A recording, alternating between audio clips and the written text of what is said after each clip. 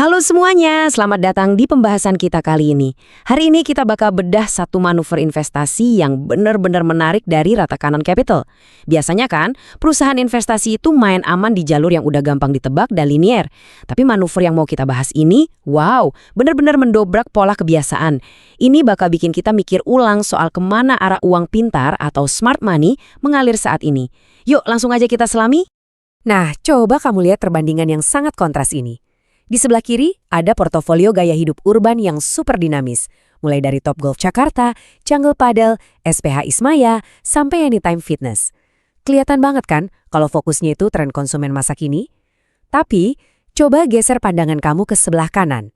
Perusahaan yang identik sama raket padel dan lapangan golf ini tiba-tiba terjun bebas ke sektor minyak dan gas tradisional lewat Cakra Buana Resources Energy Tbk atau CBRE. Bayangin aja, pindah dari lapangan rumput sintetis kekinian ke ekstraksi energi dan alat berat. Ekstrem banget kan? Pasti kamu juga mikir hal yang sama. Kenapa? Kenapa banting setir ke minyak dan gas sekarang? Buat perusahaan yang udah sangat sukses dan nyaman di bisnis hiburan modern dan pusat kebugaran, langkah masuk ke bahan bakar fosil ini benar-benar jadi pertanyaan bernilai jutaan dolar. Jelas, ini bukan eksperimen iseng-iseng.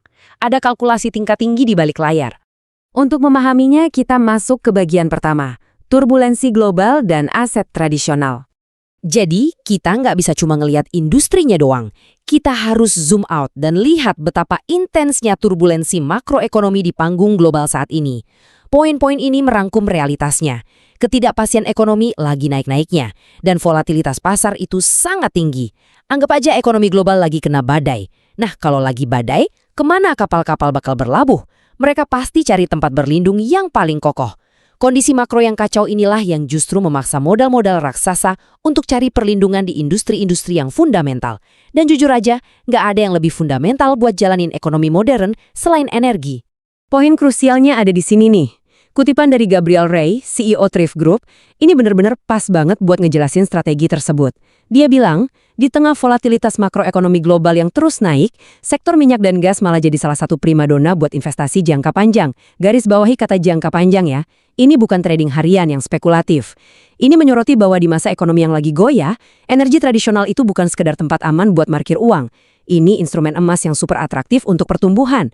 Saat sektor gaya hidup mungkin lagi lesu, kebutuhan akan energi itu adalah fondasi yang nggak bakal goyah. Sekarang, mari kita lihat bagian kedua, target ambisius minyak Indonesia.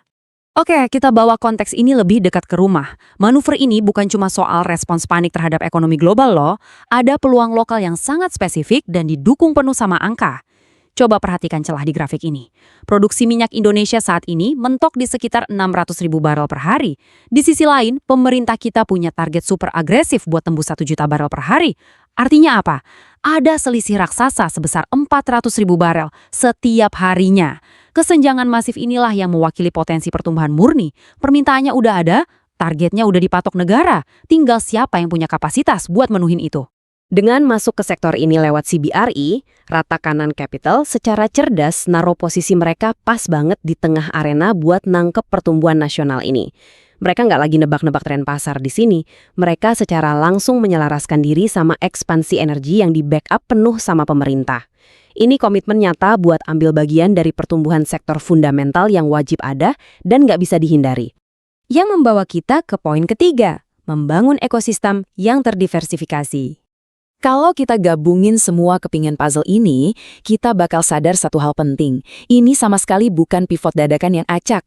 Ini adalah sebuah masterclass dalam diversifikasi portofolio. Rata kanan capital ngasih lihat ke kita gimana caranya menyeimbangkan daya tarik bisnis gaya hidup konsumen yang serba cepat dengan fondasi ekonomi negara yang sekuat batu karang. Bayangin, saat daya beli masyarakat turun dan sektor hiburan melambat, mesin uang dari sektor energi bakal terus jalan. Dan sebaliknya, pas ekonomi lagi booming, sektor gaya hidup ngasih keuntungan yang melesat. Bener-bener keseimbangan yang cantik buat nekan risiko sekaligus mancing pertumbuhan dari berbagai sisi. Sekarang, playbook atau strategi mereka udah kelihatan sangat jelas. Langkah pertama, kuasai dulu tren konsumen. Pahami apa yang dimau pasar urban, kayak olahraga dan hiburan. Langkah kedua, amankan aset tradisional yang berat dan fundamental, masuk ke industri yang menopang hidup orang banyak. Dan langkah ketiga, tinggal nikmatin hasilnya, yaitu ekosistem bisnis yang super seimbang dan tahan banting terhadap krisis. Mereka pada dasarnya menciptakan jaring pengaman sendiri di dalam portofolio mereka. Ini membawa kita ke akhir analisis kita hari ini. Di tengah pasar global yang terus bergeser dan bergejolak ini, seberapa adaptif sih kamu? Rata Kanan Capital udah ngebuktiin cara cerdas menggabungkan ekonomi baru yang berbasis gaya hidup dengan ekonomi lama yang berbasis energi fundamental. Jadi tanyakan pada diri kamu, apakah strategi investasi kamu udah cukup berakar pada inovasi modern, tapi tetap ditopang kuat sama aset fundamental buat mengamankan pertumbuhan jangka panjangmu? Sesuatu yang sangat layak buat dipikirkan. Terima kasih banget udah bergabung di pembahasan mendalam kita kali ini, dan sampai jumpa di analisis berikutnya.